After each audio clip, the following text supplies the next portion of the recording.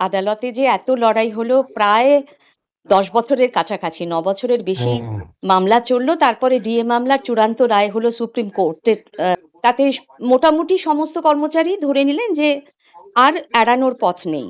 হুম। তারপর আমরা মুখ্যমন্ত্রী মমতা ব্যানার্জিকে বলতে শুনলাম যে তিনি একটি কমিটি গড়েছেন মুখ্য সচিবের নেতৃত্বে, 5 সদস্যের কমিটি, তারা নাকি খতিয়ে দেখবেন পুরো রায়টা এবং তারপরে তারা পরবর্তী কর্মপন্থা স্থির করবেন।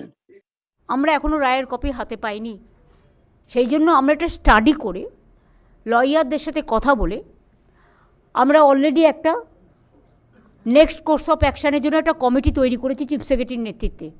এটা হচ্ছে, কিছু মনে করবেন না, মূর্খতার কতগুলো প্রতিক্রিয়া হয়, এটা এমন একটি প্রতিক্রিয়া।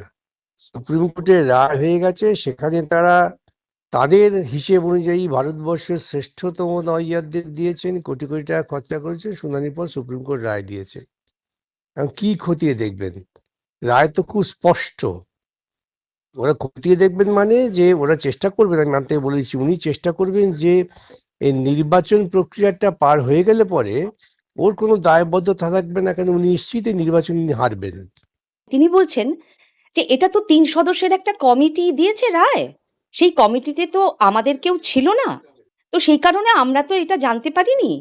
এখন আমরা হাতে পাইনি রায়ের কপি, এখন 3 সদস্যের কমিটি রায় দিয়েছে এবং সেখানে ক্যাগের লোক ছিল, ক্যাগ ছিল, আমরা তো ছিলাম না। যে কমিটি এটা রায়টা দিয়েছে তাতে 3জন সুপ্রিম কোর্টের জাজ ছিলেন আর একজন ছিলেন ক্যাগের, কিন্তু আমাদের ওয়েস্ট বেঙ্গল গভর্নমেন্টের কোনো রিপ্রেজেন্টেশন ছিল না।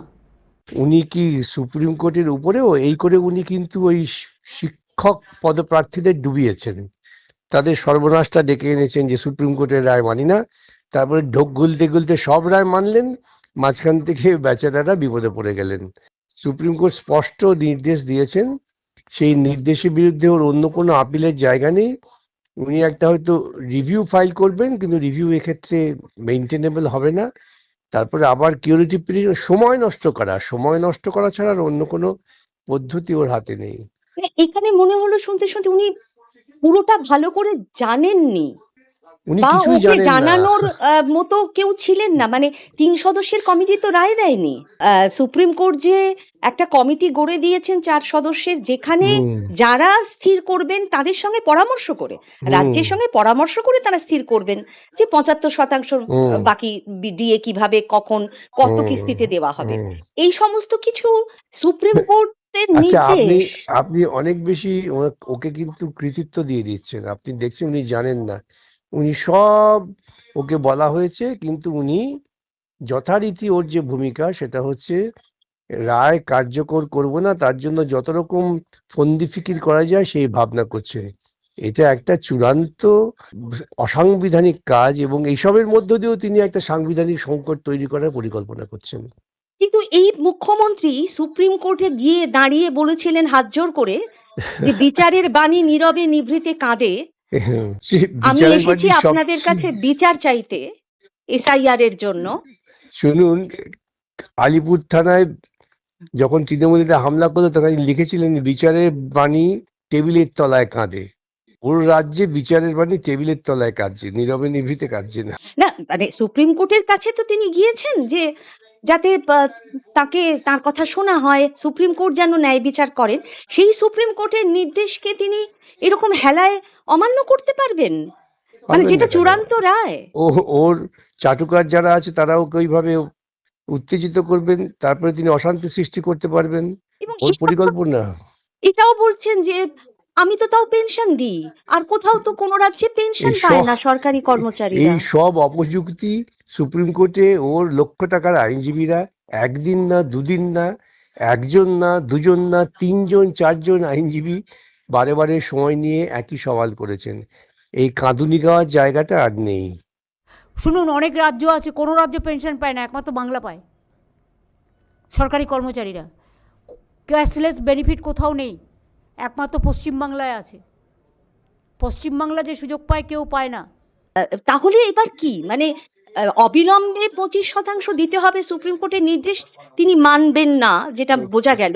ওই জন্য আহ, আমি বলেছি, যে সরকারি কর্মচারী এবার লাঠি হাতে রাস্তায় নামুন, ওই লাঠা ঔষধই হচ্ছে একমাত্র ঔষধ ওনার পক্ষে। মানে তাহলে রাস্তায় নেমে আন্দোলন করতে হবে এই রায় কার্যকর করানোর জন্য? হ্যাঁ, স্বৈরতান্ত্রিক নির্বোধ রাজনৈতিক নেতাদের ক্ষমতায় আনলে পরে সেটাই করতে হয়। আরেকটা বিষয় খুব অদ্ভুত লাগলো, যদিও এটা প্রতিবারই হয়, এই অভিজ্ঞতা প্রথমবার নয়, যে যখন তিনি বলছেন মুখ্যমন্ত্রী যে ৩ সদস্যের কমিটি রায় দিয়েছে, আমাদের তো কেউ ছিল না, আমরা তো এখন ৫ সদস্যের কমিটি করেছি, আর আইনজ্ঞদের সঙ্গে কথা বলছি, আইনজীবীদের সঙ্গে, লয়াররা আমাদের পরামর্শ দেবেন, আমরা দেখছি, আর তাছাড়া মে মাস পর্যন্ত তো সময় আছে। নেক্সট কোর্স অফ অ্যাকশনের জন্য একটা কমিটি তৈরি করেছি চিফ সেক্রেটারির নেতৃত্বে। তারা এটাকে স্টাডি করবে, রিভিউ করবে, এবং ওরা তো মে মাস বলেছে। তার আগে আমাদের তো 5 জনের কমিটি করে দেওয়া হয়েছে, এবং তারা কথা বলে তারা যেভাবে বলবে আমরা সেভাবে চলবো। কত সময়? বাবা, যে কত রকম ছল চাতুরির বাহানা আছে। মে মাস না, মার্চ মাসের মধ্যে টাকা দিতে হবে, মে মাসের মধ্যে রিপোর্ট ফাইল করতে হবে।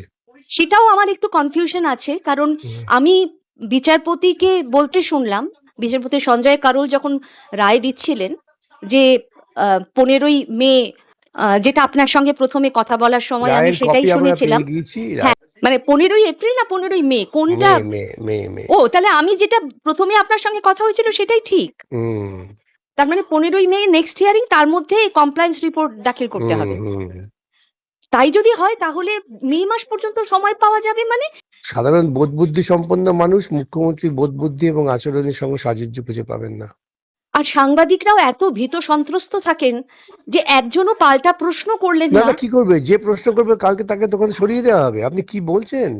বহু সাংবাদিক আমাকে বলেছেন যে তারা যখন প্রশ্ন করেছেন সঙ্গে সঙ্গে মুখ্যমন্ত্রী অফিস থেকে তাদের হেডকোয়ার্টারে ফোন গেছে, তাদের এডিটর এবং ম্যানেজিং ডিরেক্টর ডেকে বলেছেন তুমি ওখানে এইসব প্রশ্ন করছো, আর যাবে না। কত উদাহরণ দেবো? আমার কাছে তো হাজার হাজার এরকম ঘটনা আছে। এইসব ক্ষেত্রে মোদি মমতার মধ্যে গুণগত কোনো পার্থক্য নেই। না, তিনি প্রেস কনফারেন্স করেন না। করেন না, আর উনি করে ইনি, ভয় দেখান।